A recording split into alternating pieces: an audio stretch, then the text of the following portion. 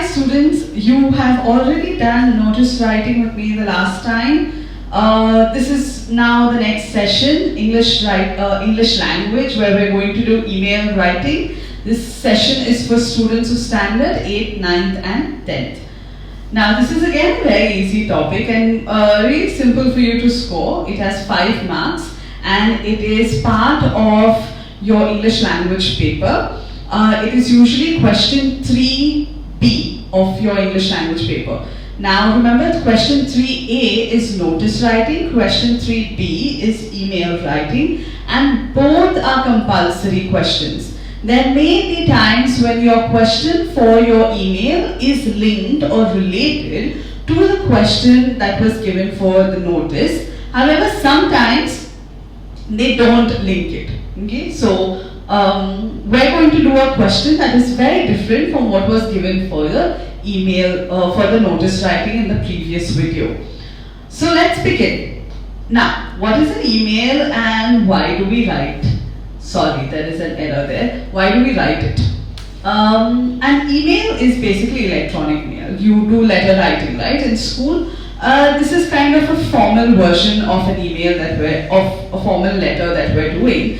So the content kind of looks similar, okay? But an email is a modern means of communication. We no longer use letters so often. It's not that it's discarded completely. Formal letters are used more often, but emails have become the new trend, and we communicate with people in various positions and powers, authority, etc. using an email. So we need to now practice how do we write an email, what is the method that is there, what is the format that is there. Though you must remember, everybody uses different styles of writing an email. There are different formats that you may come across. This is the one that is prescribed by the ICSE for your examination. So for your examination, let's study this. However, when you are writing an email, you can choose to draft it the way you want to. But just like your letter, if it's an informal email, it is more casual. However, if it's a formal email, the tone changes. The kind of words we use changes, and we become very formal in our jargon, in our language, and the way we articulate ourselves in word. Alright, so let's start. So this is the topic that I have chosen. If you want, pause the video and you can read it at length. But I'm going to point out to the key ideas that come across when I read the topic. Alright, let's see. I'm hoping you have paused the video, you've read the topic at ease. So we're going to start. So it's already given to me in the topic, the designation that I need to write for my email, which is I am a head boy or a head girl of the school. And I'm writing to the principal of another school. Vicinity, this is a word where a lot of students, get stuck. They don't kind of know the meaning. Vicinity is in your neighborhood, somewhere in your area. And you are writing to the principal of a school that is in your area, in your neighborhood, of your school, not ghar ka neighborhood. Okay, so in the vicinity of your school, and you are inviting, now again you are given the choice, him or her, so you can choose whether you want your principal, the principal that you're writing to be a male or a female. Sometimes they don't give you that choice, and so it kind of rests upon you, whether you want that person to be male or female when you're addressing them. Sometimes it is given, sometimes specifically they tell you it's a him or a her. So be careful, read your question thoroughly. To an art exhibition. So I know what is the event. The event is an art exhibition, and I know where it's going to be held because again that is given to me in my question itself, where it says in your school premises. Okay, so all of these details are there in the question, and it kind of makes my life easier as a student. Sometimes the question doesn't have these details, which is also fine. It gives you the liberty to write the details as per your choice. So let's proceed with what is exactly required for the email writing. Now, This is a lot to read, so you can pause it after I'm done and you can read it at length. But this is what is the typical format for the email. Now the first thing, if you notice on top, is obviously the email ID. And this is a question that comes really often: whose email ID? It is the receiver's email ID. That means the school that you are sending it to. Okay, so the person who's going to receive the email, their email ID will come first. After that, you immediately on the next line, you write the subject, where here I have written that it is an invite for the art exhibition. Now remember that the subject will be there in your question. You don't need to hunt throughout, or you don't need to scratch your head as to what to write in the subject. It's already there in the question. After that, you leave a line. Okay? Dear ma'am. So I've chosen that the person is going to be a female principal, and the comma. A lot of students in haste, they forget the comma. Alright, so remember the comma is important. Directly come to the next line without leaving a line, and we begin the introduction. Now what goes into the introduction of an email? Just the basic detail of saying this is the event, this is what it is being organized for. Alright, so look at the detail I have put, that as part of the annual tradition of our school, Manavikas English Medium School, we are pleased to announce the 9th annual art exhibition called Art Escapades. So what is the event and what it is entitled? Fine, so the introduction, very simple. The introduction is done. Now you leave a line and you come to the next paragraph. No finger space, nothing is required. You stick to the left, just like you would do in your letter writing. Stick to the left hand side. Alright? Now, the event will be held on the 2nd of July 2020 in the Manavikas School Hall. The exhibition will be open for viewing from 9 a.m. to 3 p.m. Be careful, 9 a.m. 3 p.m. If you see, there are the full stops that are very important. Passes to be collected from Mr. Shirodkar at the school office before 15 June 2020. So this is the second paragraph, which basically has the details of when is the event going to be held, where it will be held, and what time it will be held. If you want, you can split this into 2 paragraphs, there's no harm, but I have chosen to make it into 1 paragraph. So this is basically the detail of what, when, where, okay, and who is giving out the passes, or whom you need to submit the name to, whom are you reporting to. So those details need to be there in the second paragraph. So just to repeat myself, first paragraph, what is the event, what is the event titled, and the second paragraph is going to be the what, where, when, okay, of what time, okay, the detail that is required for the art exhibition. Now let's proceed and see what is required in the next paragraph. So you leave a line after that and you come to the third paragraph. Now this comprises of the body of your essay, right? From what we had seen, second, third and the fourth paragraph is the body of your essay. And what goes into the body of the essay? Simple details, maybe things people require to bring, maybe just telling them in brief what the event is going to be.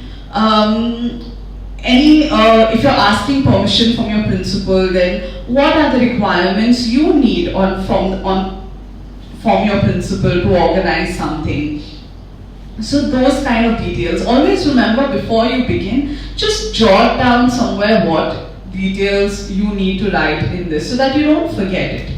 Now what I have written is that there is a theme for the event, that the work that is displayed is made by the students, it is the work of students, that there is merchandise on sale, merchandise is creations of students, things. You have seen the art exhibition that we had held in school, right? There was stuff that was made by students and it was for sale and a lot of people were purchasing those things. Now we are saying that the proceeds of these things that have been sold, we were going to give it to charity. The next part is that, so I leave a line once I've finished this paragraph, and I come to the fourth paragraph of my email, which tells me about, I'm asking, the principal that you give us the number of students who want passes. Remember, a lot of organizations have passes because of security issues. Sometimes you may have events that are open viewing, sometimes you have to register. You can have maybe, send only 10 students as part of the viewing team, or maybe it's a competition and so you want to give the number of students who have to come. Here I'm saying that you can bring as many students, but we are going to issue you passes, and there will be teachers also who can accompany them, who must accompany them.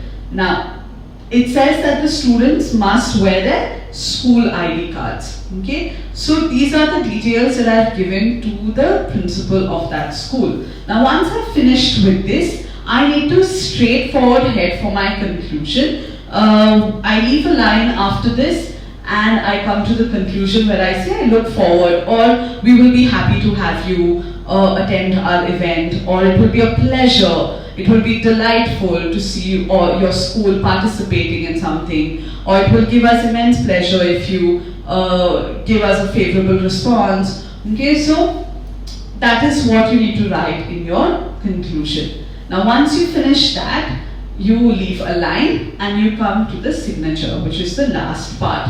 Now you say thank you, yours sincerely. If you see the U is small or the Y of U is small, comma, sincerely, S is small. Now a lot of students ask, can we write faithfully, can we write something else? Stick to sincerely. Okay, you don't need to remember 20 things. There's comma, just the name and surname. There is nothing here. And then it says head girl and full stop. Now I've written my name in the example. Obviously for you, you will write your own name. Okay. Now let's look at the format again closely. So the email ID, please have a formal email ID. Do not come up with something best school in the world at, keep it formal. Okay, just a name. If you're making up a name also, it's okay, but let it be a decent name. Then the subject, again I told you where you need to look for, it's right there in the question. Look for it in the question itself.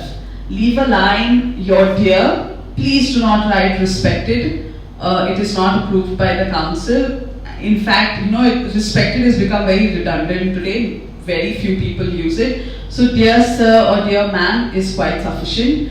Your introduction, just 1 to 2 statements, don't go beyond that.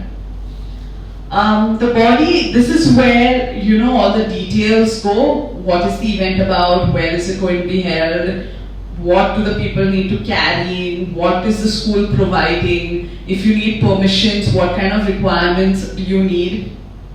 So those kind of details go into your body. And your conclusion basically says you're looking for a favorable response, or you will be very happy to see those people be present for your event or participate in your event. Okay. Thank you, yours sincerely, name, surname, and designation. This whole thing in its entirety gives you half mark. Now, very simple. Pause the video if you want to still have a look at it. Go through it, and we shall proceed ahead. Now, again, the things, just to kind of go through them again. Keep the email ID formal. Subject is in the question. Remember your capitalization and punctuation. I think most of the students, they get everything right and then they make errors in this. So remember this detail very clearly. Do not use respected. Okay, just stick to dear sir or ma'am. Please don't write dear sir / ma'am. You're not giving the examiner an option. Just pick one. And keep the details very, remember simple sentences. We're not looking at fancy sentences. This is the event, this is where it's going to be held, this is what you need to carry. Very, very simple sentences. Remember, the email is something that a lot of people don't have any formal letter or a formal email. People don't have time to read it. So we don't want a lot of elaborate details. We just want the basic details that is required to know what the event is basically about. Okay, so don't have flowery language, just simple basic language is sufficient. Now, this is for you to practice. Okay, so pause the video, take the question down in your notebook, and you can refer to the video, or you can do it alongside the video, along with the video, and just see if you've understood the question. Alright, and if you have doubts, your teachers are there for you. You can question them or ask them if you've misunderstood something. Alright, or you just want to get it checked. So that's it for now for email writing. We finish with the notice component and the email component, and then we will proceed to something else in the next class. Thank you so much for watching. Stay safe.